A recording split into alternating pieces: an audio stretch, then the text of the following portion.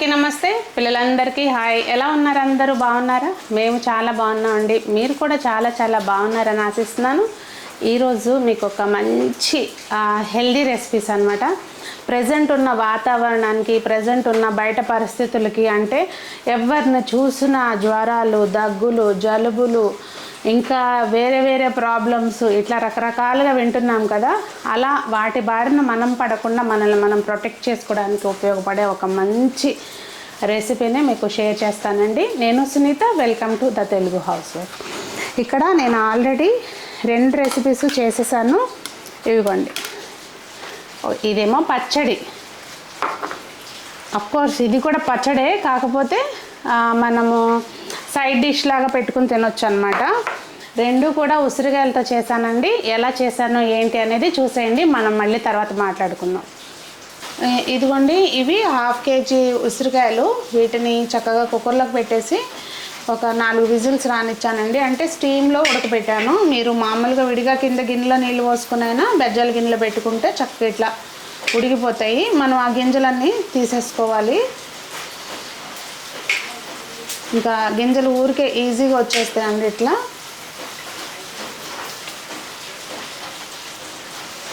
ఉల్లి చేసే మేలు తల్లి చేయదంటారు కదా, అట్లాగే ఉసిరి చేసే మేలు అంత ఇంత కాదండి, మామూలుగా కాదు.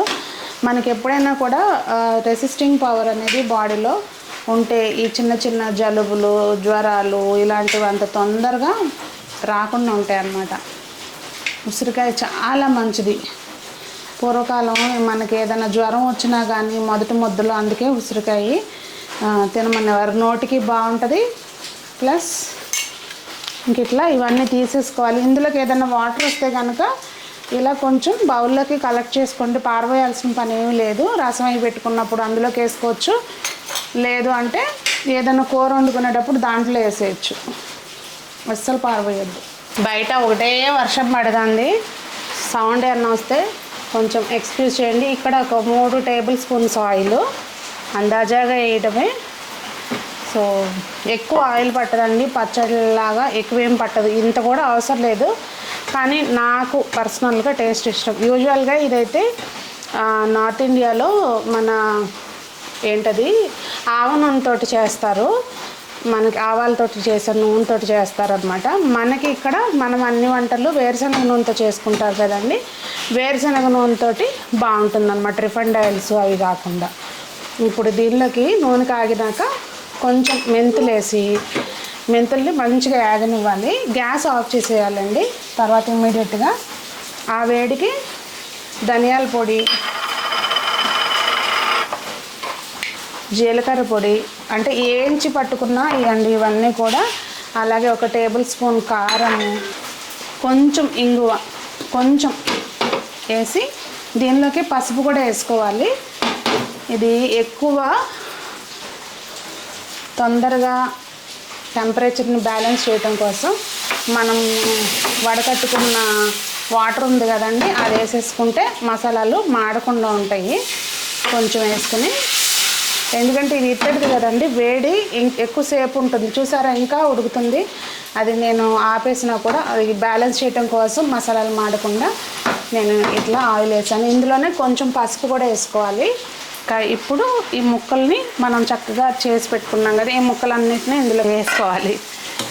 ఈ ఒక్కసారి కలిపేసుకుని మనం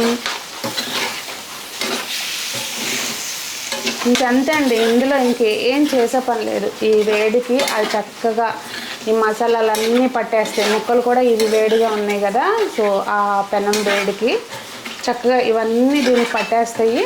మనం ఇవి స్పెషల్లీ చపాతీ చేసుకుంటాం చూసారా, కొంచెం రోటీ పుల్కాలు కాకుండా చపాతీ చేసుకున్నప్పుడు, ఇంకా కర్రీ ఏమన్నా లేదు అనుకున్నప్పుడు చక్కగా ఇవి 2 ముక్కలు పెట్టేసుకుని హ్యాపీగా తినేయచ్చు అనమాట. అంత బాగుంటుంది. హెల్దీ కూడా కదా. లేదు అంటే రోజు అదిగోండి, కారం కూడా మనం ఇంత మొత్తానికి 1 టేబుల్ స్పూన్ వేసాం. రోజు అట్లా ఒక 5-6 ముక్కలు మనం ఏ కూర వండుకున్నా, ఈ కూర ఆ కూర అని కాదు, ఏ కూర వండుకున్నా దాంతోపాటు మనం సైడ్ డిష్గా ఇది పెట్టుకుని చక్కగా తింటే అసలు మనకి చిన్న చిన్న ప్రాబ్లమ్స్ అసలు దరిచారు వాళ్ళు. ఒకసారి మనం ఇందులో ఏ ఐటమ్ మర్చిపోయామో చెప్పండి, ఉప్పు వేయలేదు. గమనించారా మీరు ఉప్పు వేయలేదు అనేది? అట్లా ఉంటుంది. అన్నీ తీసి బౌల్లో పెట్టుకున్నా ఉప్పు తీయలేదు. ఏముందిలేండి, కలిసిపోతుంది ఎప్పుడైనా కానీ. ఇంకా అన్నిటితో పాటు రుచికి తగినంత ఉప్పు వేసేసుకుంటే రెడీ. నిజంగా అన్నీ వేసి చూడు నన్ను వేసి చూడు అన్నట్టుగా ఉప్పు. ఆ ఉప్పు వేయకపోతే మన వంటకు అసలు రుచి సంగతి పక్కన పెట్టండి, కంప్లీట్గా వాసన కూడా మనకి ఏదైతే దానికి వాసన రావాలో ఉడికిన తర్వాత ఆ వాసన రాదు కదా. ఇంకా అంతే అండి. నేను ఇప్పుడు ఉప్పు చూద్దామని చెప్పి చూడబోతే అప్పుడు గుర్తొచ్చింది ఉప్పు వేయలేదు కదా అని. మీరు కూడా చేస్తూ ఉంటారు అప్పుడప్పుడు ఇట్లాంటివి? కామెంట్ చేయండి మీరు ఎట్లాంటి ఏమేమి సిల్లీ మిస్టేక్స్ చేస్తారు వంట వేసేటప్పుడు అనేది. ఇంకా అయిపోయిందండి. దీన్ని కాకపోతే గాజు సీసాల్లో భద్రం చేసుకోవాలి. బయట అయితే ఒక 4 రోజులు ఉంటుందండి. ఫ్రిడ్జ్లో అయితే 10 నుంచి 15 రోజుల వరకు హ్యాపీగా మనం తీసుకొని తినొచ్చు అన్నమాట. 20 రోజులున్నా ఏమవ్వదు ఫ్రిడ్జ్లో పెట్టుకుంటే. ఇప్పుడు దీన్ని ఒక ముక్క ఇలా తీసుకొని అలా తిని చూద్దాం.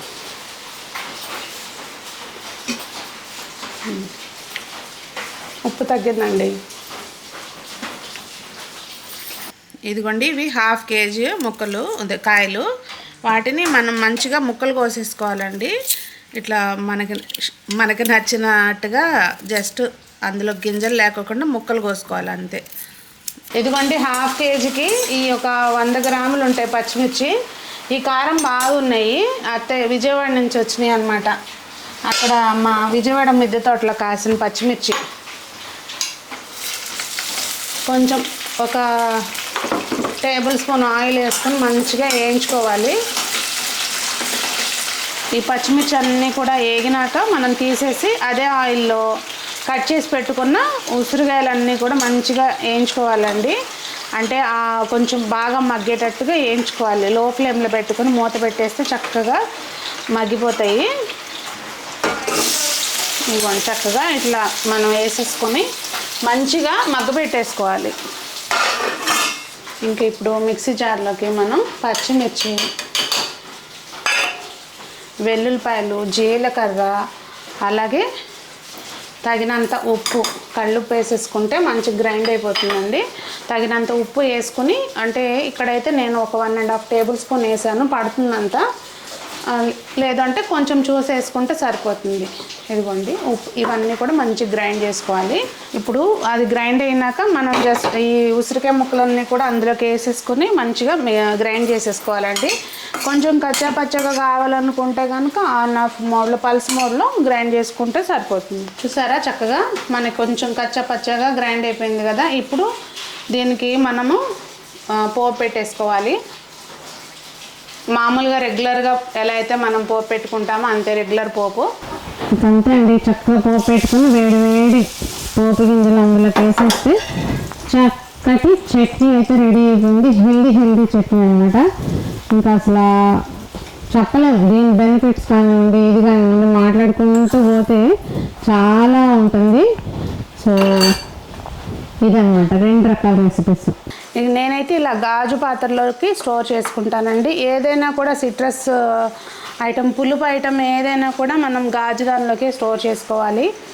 స్టీల్ కూడా నాట్ సజెస్టబుల్ అండి. గాజు కానీ జాడీ కానీ అట్లా పెట్టుకుంటే చక్కగా ఏదైతే మనకి ఇప్పుడు ప్రెజెంట్ ఫ్లేవర్ ఉందో ఆ ఫ్లేవర్స్ అనేవి మిస్ అవ్వకుండా ఉంటాయి. టేస్ట్ కూడా చాలా బాగుంటుంది అన్నమాట. పోపు అయిపోయింది కదండి. ఇంకా నేను ఫోటో తీసుకోలేదు, అందుకే కలపట్లేదు. చక్కగా కలిపేసుకొని ఇంకా మనం స్టోర్ చేసుకోవడమేనండి. 8 కంటైనర్లో పెట్టుకుని, బయట అయితే 4 రోజులు ఉంటుంది. ఫ్రిడ్జ్లో పెట్టేసుకుంటే మనకి 20 రోజులు ఉన్నా కానీ ఏం పాడవదండి, చక్కగా ఉంటుంది. తినేటప్పుడు మనం ఇదిగోండి దీనిలో వేసిన ఆయిల్ కొంచెం వేసాం కదా మనం, అయినా కూడా అలా కిందకి చేరుతుంది. ఒకసారి కలిపేసుకుంటే సరిపోతుంది అనమాట. చూసారు కదండి, నిజంగా ఉసిరికాయ రోజు మన ఆహారంలో ఇంక్లూడ్ చేసుకుంటే వాస్తవంగా పెద్ద ప్రాబ్లమ్స్ ఇక మనం చేయలేని వదిలేయండి. కానీ సీజన్ మారినప్పుడల్లా మనము ఏదో ఒక ప్రాబ్లంతో సఫర్ అవుతూ ఉంటాం కదా, అలాంటివి మనకి రాకుండా ఉంటాయి అన్నమాట. ఇది ఓన్లీ చట్నీలనే కాదండి, డైలీ కనుక డీటాక్స్ డ్రింక్స్ అవి తాగేవాళ్ళు, అంటే కీరా జ్యూసు, బీట్రూట్ జ్యూస్, ఇట్లా ఏదో ఒకటి మార్నింగ్ జ్యూస్, వెజిటబుల్ జ్యూస్ చేసుకునేటట్టయితే దానిలో కూడా మనం ప్రతి పర్సన్కి ఒక ఉసిరికాయ యాడ్ చేసుకోవచ్చండి. అంటే నలుగురికి జ్యూస్ చేస్తుంటే కనీసం 4 కాకపోయినా 2 కాయలైనా వేసుకోండి. అలా మనం ప్రతి ఫుడ్లోనూ అంటే డైలీ ఏదో ఒక రూపంలో మనం ఒక పర్సన్కి ఒక ఉసిరికాయ వెళ్ళేటట్టు రోజు చూసుకుంటే సాధ్యమైనంత వరకు చిన్న చిన్న ప్రాబ్లమ్స్ మన దగ్గరికి చేరవన్నమాట. మరి ఈరోజు వీడియో మీకు బాగా హెల్ప్ అయిందని అనుకుంటున్నానండి. మరి మీకు నచ్చితే కనుక ఫ్రెండ్స్కి షేర్ చేయడం మర్చిపోకండి, ఫ్రెండ్స్కి ఫ్యామిలీ మెంబర్స్కి. మరి ట్రై చేసి ఎలా వచ్చిందనేది కామెంట్ చేయండి. అందరూ బాగుండాలి, అందులో మనం ఉండాలి, అందరూ ఆరోగ్యంగా ఉండాలని మనస్ఫూర్తిగా కోరుకుంటూ మీ సునీత.